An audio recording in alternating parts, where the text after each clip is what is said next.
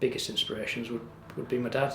Over the years as a child, I worked on building sites with him, helped him with extensions, left Polar for a period of time and built his own house, and I worked on there every weekend with him, helped me build in my work ethic. And alongside that work ethic, also one of his biggest sayings would be do what you say, which in turn turned into one of our core values. So if we make a commitment, we follow through and we deliver it. Since leaving school, I decided to join Polar, and I worked on the vans as a labourer. When I first got the opportunity to be install manager, that was my first kind of insight into what I really enjoyed, and a bit of passion started to come out because I could start to see what impact I could have, and I could start to build a team up behind me and help grow them, but I hadn't yet been taught how to do it, so I was kind of left alone. Even with the shareholders involved and the directors, there was no one to guide me. It was all down to me to figure out for myself as I went and learn by my mistakes. I made quite a few mistakes along the way, I'm sure, but so when Ian came into the business, he helped open our minds to education and growth and trying to become better leaders. That allowed me to become operations manager, which turned into operations director. I'm quite ambitious. Every opportunity that came in front of me, someone left, I said yes, and I kept taking on, and my workload was getting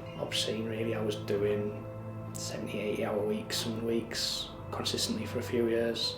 It was almost like a flick of a switch. All of a sudden it became too much. It didn't build up, it just happened, and then that's where the anxiety kicked in. In late 2019, I got the opportunity to become managing director. Early on in 2020, COVID hit, which came with its own concerns and the uncertainty around what it meant for the business. In a new role, I'm not quite sure how I would have got through that without the help of Ian and other people that Ian had introduced me to along the way. I started to get one-on-one coaching with Ian weekly at that point, which really allowed me to grow to be a better leader than I ever thought I could be. James and I have worked with each other for many years throughout the business. We started from a young age and just worked our way up really through to management roles that we're in today. I think James has always had a drive and a passion for moving the business forward, growing the business, generally just excited about the future and what the future holds for Polar and everybody in it.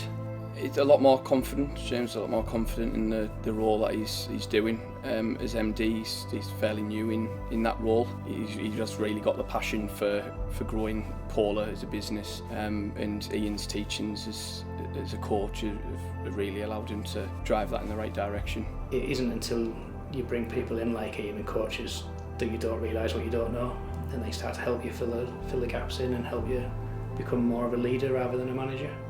The couple of takeaways from me working with Ian would be accountability. If you say you're going to do it, you follow through.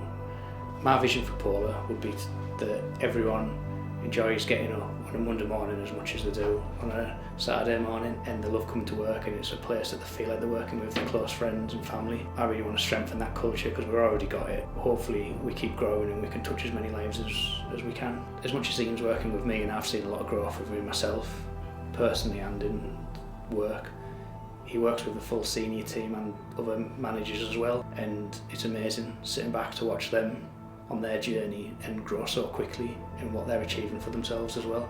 I think if anyone got the opportunity to work with Ian, even just once, they would see how great he is and how much he could help them in business.